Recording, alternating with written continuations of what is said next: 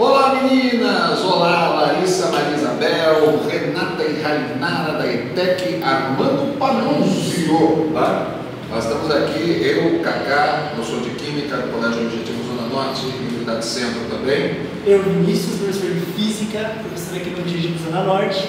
Nós fazemos a dupla Quimicando com Cacá e Fisicando com Vini, Los Loucos da Matéria. É isso aí, né? E hoje nós, exatamente, nós estamos aqui para ajudar as meninas aí, para dar uma força para as meninas, um assunto muito legal, que é a pressão. Pressão. Falar sobre pressão, né?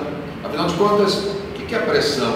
Exercer pressão. O que exercer pressão? Pressão atmosférica, pressão sanguínea. E as pessoas não têm noção da importância disso. Exatamente. Em tudo que a gente vê. A pressão, ela está aplicada em tudo. Ela está aplicada na biologia, na física, na química. Afinal de contas, quem não ouviu falar da famosa pressão dos gases? Né? Até mesmo na velocidade de uma reação, a pressão velocidade da reação, na velocidade das reações químicas, a pressão é super importante, principalmente quando as substâncias estão no estado gasoso. Né? Então tem muita coisa para falar sobre pressão, mas o assunto delas, né, das meninas aí, da ETEC Armando Panunzio, é justamente pressão hidrostática. Né? E aí, Nino, o que a gente pode falar sobre pressão hidrostática? Vamos começar com um conceitinho de pressão. Legal. Antes da gente entrar no conceito de pressão hidrostática. Galera, é o seguinte, para falar de pressão, eu tenho que falar de força e tenho que falar de área, que são duas grandezas físicas, certo? Quanto maior for a força que eu aplico em uma determinada área, maior é a pressão ali. Pegue uma caneta, coloque a ponta da caneta aqui e a parte inferior da caneta aqui. E aperte. Você vai sentir dor aqui, na ponta da caneta. Por quê? A área da ponta da caneta é uma área muito menor. A área da parte inferior da caneta é uma área maior. Então a pressão ali vai ser menor. Então a gente chega à conclusão de que a relação entre pressão e área é inversamente proporcional. Se eu tenho uma área grande, consequentemente a minha pressão vai ser menor. Se eu tenho uma área pequenininha, tipo a ponta da caneta que eu acabei de falar, uma área pequena, consequentemente, pressão maior. Né? Normalmente aqui então, a gente sabe que no sistema internacional, pressão vai sair em newtons por metro quadrado, porque força é medida em newtons e a área é medida em metros quadrados. Né? A gente descobre então newton por metro quadrado. E newton por metro quadrado, fisicamente falando, equivale a 1 pascal. E 10 a quinta pascal equivale a 1 atm, uma atmosférica, que a gente vai comentar com vocês já um pouquinho sobre isso aqui, da importância da pressão atmosférica. O legal nisso, Vini, é saber que essa força está sendo aplicada por um objeto, sim, ou por um corpo, ou por uma estrutura que seja matéria. Partindo desse princípio, por exemplo, a gente pode falar sobre a força, sobre a área, força em relação à área, com pressão. A gente relaciona com pressão atmosférica, por exemplo, toda a coluna de ar que existe sobre a nossa cabeça, elas são moléculas compostas por nitrogênio, oxigênio, gás carbônico, os gases que compõem a nossa atmosfera. Então esses gases, eles estão exercendo uma pressão, eles estão exercendo uma força sobre uma determinada área. E é interessante a gente fazer essa relação quando a gente fala de altitude. Vamos imaginar, por exemplo, que aqui seja o nível do mar, tá? Então, no nível do mar, o que nós temos? Nós temos uma coluna imensa de ar aqui, nós temos uma coluna menor de ar aqui, nós temos uma coluna ainda menor de ar aqui. Ou seja, quanto maior a altitude, menor é a coluna de ar, consequentemente, menor vai ser a pressão atmosférica. Porque se eu tenho menos massa aplicando força na minha cabeça, consequentemente a pressão vai ser menor. Né? Se eu tenho menos força aqui, eu tenho menos pressão. O interessante nisso, Vini, é que essa relação que eu acabei de colocar, ela também é válida quando a gente fala de pressão hidrostática. A pressão hidrostática. Como é que funciona isso aqui então? Ó, é o seguinte, da mesma forma que a coluna de ar que está sobre a gente exerce essa força, consequentemente uma pressão, se eu tenho um líquido ou um gás, ele também vai exercer uma pressão. Imagine aqui, por exemplo, um corpo massivo submerso em um líquido qualquer. Essa coluna de líquido aqui, ela possui uma uma certa densidade, ela possui, então, ela vai aplicar uma certa força nesse corpo. Então, ela exerce também uma certa pressão aqui. Mas, de que forma que a densidade desse líquido interfere ali? Se eu tenho um líquido menos denso... Eu ia perguntar isso. Né? De que forma? Se você tem um líquido menos denso, as moléculas estão mais espaçadas. Espaçadas. E aí, como é que fica isso? Se eu tenho um líquido menos denso, elas são mais espaçadas. Então, consequentemente, aqui a densidade menor, claro. Então, ela vai fazer uma força menor aqui em cima. Agora, se eu tenho algo muito denso, ou seja, se eu tenho uma massa muito grande concentrada em um volume muito pequenininho, consequentemente, essa densidade vai ser alta. Então, consequentemente, o que vai acontecer aqui? A pressão vai ser maior também. Então, a densidade, a gravidade e a altura da coluna de líquido interferem diretamente na pressão hidrostática.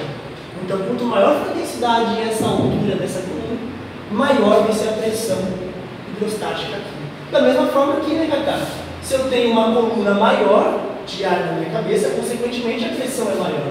Então, por isso que ao nível do mar, a gente tem uma atmosfera. Conforme eu vou subindo, a altitude vai aumentando, a pressão vai diminuindo, a quantidade de massa aqui em cima vai diminuindo.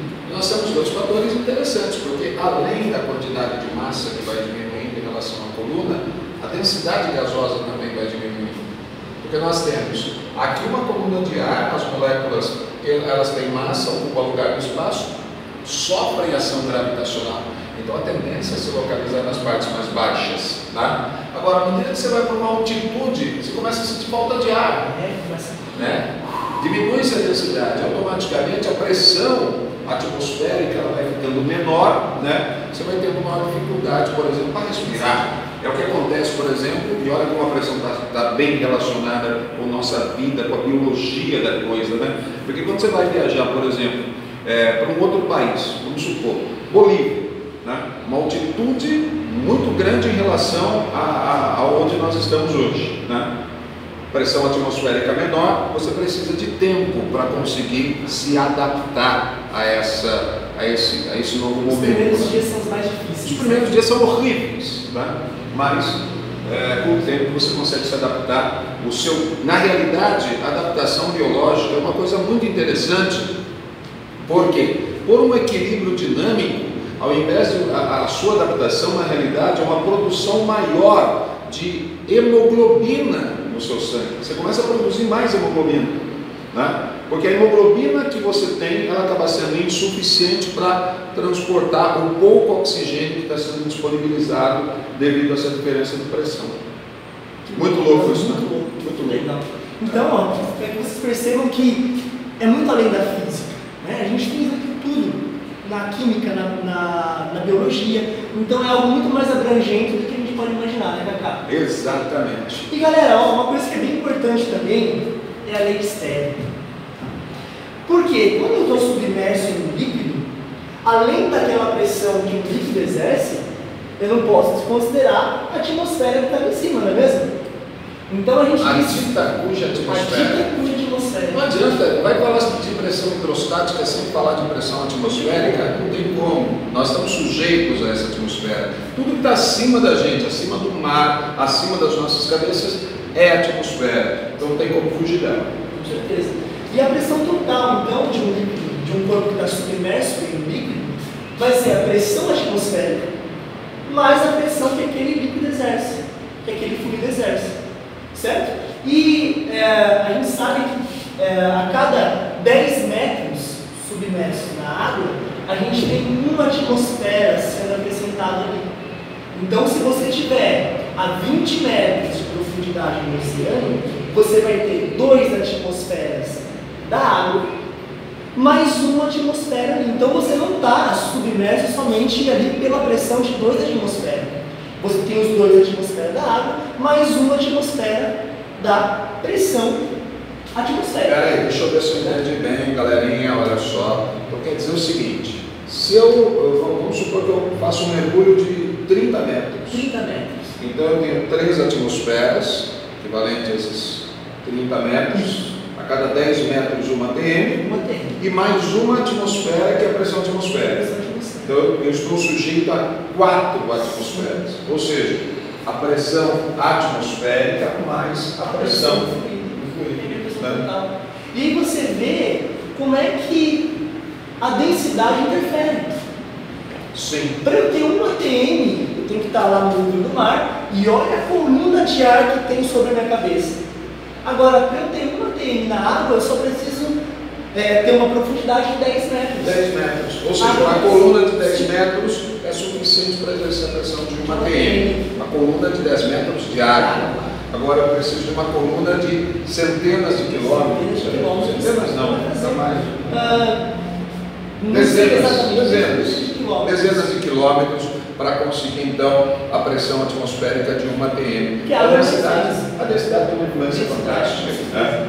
E nós falamos tanto nós falamos de pressão hidrostática, mas em todo momento tocamos na dita cuja pressão atmosférica. Vamos fazer um experimento. Porque vamos fazer um experimento interessante, né? O experimento ele mostra para a gente quanto a pressão atmosférica é poderosa, tá? E nós vamos fazer esse experimento aqui agora. Vem cá, olha só. A gente vai fazer o seguinte: a gente vai mostrar para vocês o quanto a pressão atmosférica tem poder, o quanto a pressão atmosférica pode fazer coisas maravilhosas acontecerem, tá?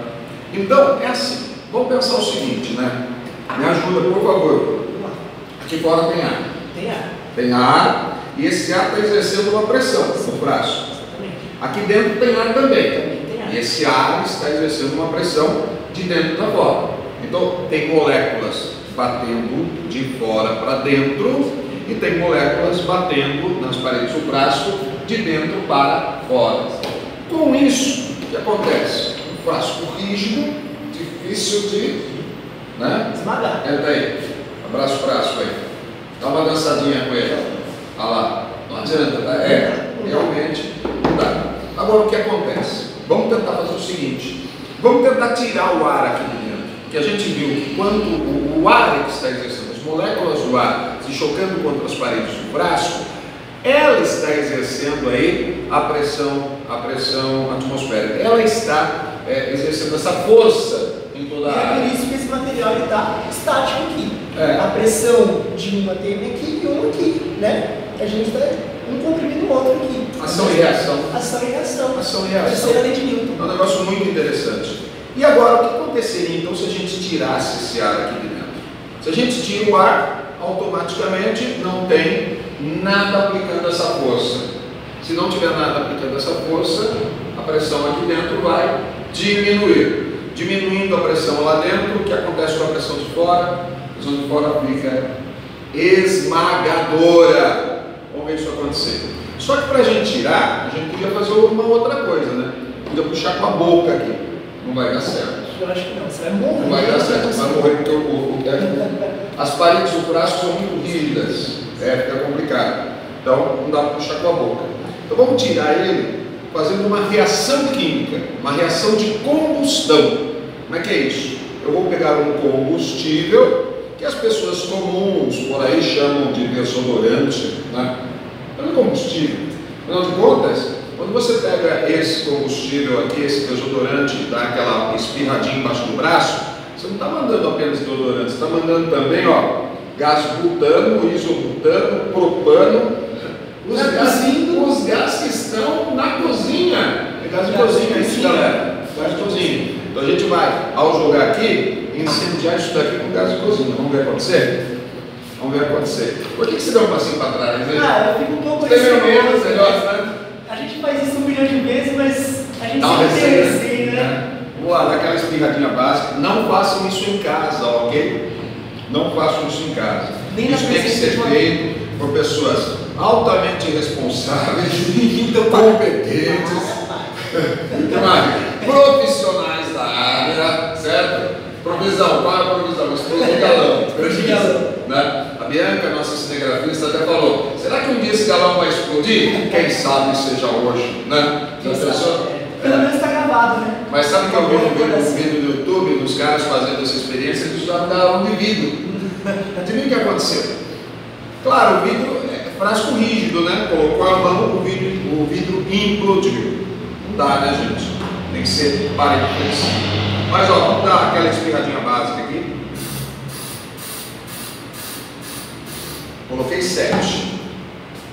Vamos lá, vamos ver o que vai acontecer. O Vini já saiu correndo, né? Como é que acontece? Está aqui. Percebam, na hora que a reação aconteceu, na hora que a reação química de combustão aconteceu, automaticamente o ar que estava aqui dentro acabou escapando. E a pressão aumentou demais. A pressão aumentou assustadoramente. E esse aumento da pressão, né, que fez com que as moléculas saíssem, automaticamente elas saíram daqui. Essas moléculas saindo, a pressão interna acabou caindo. Consequentemente, a pressão externa veio e amassou o calor. Vejam o poder da pressão atmosférica, né? Agora, se eu tirar aqui, se o céu não estivesse flexível, a tendência era voltar ao normal. Não sei se vai voltar, mas olha. No nosso show de Química e Física não deu certo. Aqui deu certo, porque é um momento especial aí para a Larissa, para a Maria Isabel, para a Renata e para a Rainara também, né? Que nos convidaram para participar dessa aula especial. Então é isso, galera. Obrigado pelo convite a vocês aí. Um grande abraço, né, Vini? É isso aí, pessoal. Precisamos, estamos aí para ajudar. E aí, curta o nosso canal Quimicando com Kaká, acompanhem aí nas redes e vamos junto, né? Nos nossos shows de Química e Física aí, Fisicando com Vini e Quimicando com Kaká. Simbora, galera. Valeu!